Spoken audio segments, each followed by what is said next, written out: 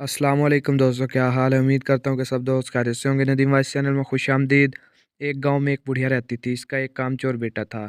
इसको शेख चिल्ली के नाम से पुकारा जाता था। बुढ़िया मेहनत मजदूरी करके अपना और अपने बेटे का पेट भरती थी। एक दिन बुढ़िया बीमार हो गई। घर में खाने को कुछ ना था। रात को माँ बेटा दोनों ने फाका किया। अगले दिन माँ ने कहा, अब तुम कुछ काम करो, जंगल से लकड़ियाँ ही काट कर बेच दो ताकि गुजर औकात हो सके। माँ की बात सुनकर शेख चिल्ली ने जंगल की राह ली। जो दरख्त इसके सामने आता, इससे पूछता, मैं तुझे काट लूँ या नहीं। किसी दरख्त ने भी इसका जवाब ना दिया। शाम होने को थी। शेख चिल्ली घर वापस आने का इरादा कर ही रहा था कि एक दरख्त नजर आया। इसने पास जाकर पूछा, मैं तुझे काट लूँ?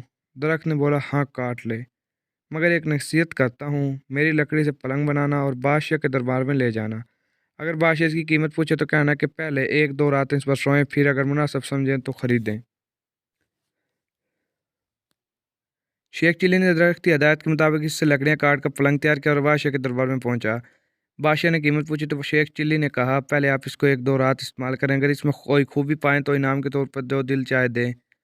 बादशाह हैरान हुआ और शेख चिल्ली के कहने पर नौकरों को हुक्म दिया कि आज यही पलंग मेरे कमरे में बिछाया जाए। रात हुई तो बादशाह इसी पलंग पर सोया।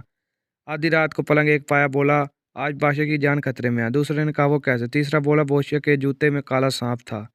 चौथे ने कहा, बादशाह को चाहिए कि सुबह जूते को अच्छी तरह झाड़ कर पहने। सुबह बादशाह ने इसी तरह किया। जूते झाड़े झाड़े गिर्द उठी, इसमें से एक सांप निकल कर भागा। दूसरी रात जब बादशाह सोया तो फिर पायों ने बातें शुरू की। एक बोला कि तुम पलंग को संभाले रखो, मैं कुछ खबरें जमा कर रहा हूँ। तीनों पायों ने पलंग को थामे रखा। जब चौथा वापस आया तो इसने खबर सुनाई कि बादशाह का वजीर साजिश करके बादशाह को ख़त्म करने के बारे में सोच रहा है। फिर दूसरा पाया गया और खबर लाया कि बादशाह की एक कनीज़ वजीर से मिलकर बादशाह को ज़्यादा देना चाहती है। तीसरे पाये ने तजवीज़ पेश की कि बादशाह को चाहिए कि वजीर को कैद में डाल दे। चौथा पाया गया और यह खबर लाया कि बादशाह को जो दूध सुबह पीने को दिया जाएगा इसमें जहर होगा। बादशाह ये सब कुछ सुन रहा था। सुबह उठकर जब उसे दिया गया दूध इसने ना पिया, बल्कि एक बिल्ली को पिला दिया। बिल्ली उसे पीते ही मर गई। तहकीक करने पर बादशाह को पता चल गया कि वाकई इसका वजीर और कनीज दोनों मिलकर इसकी ज़िंदगी ख़त्म करना चाहते हैं। बादशाह ने अपनी कनीज और वजीर दोनों को कैद में डाल दिया। बादशाह ने शेख चिल्ली को बुलाया और बहुत इनाम दिया। शेख चिल्ली अब मालदार हो गया। बादशाह के दरबार में इसकी इज्जत होने लगी और दोनों माँ बेटा बड़े आराम की ज़िंदगी बसर करने लगे। वीडियो अच्छी लगी हो तो लाइक ज़रूर कर दीजिएगा, कमेंट में बताइएगा और मज़ीद वीडियो के लिए चैनल सब्सक्राइब कर दें। शुक्रिया।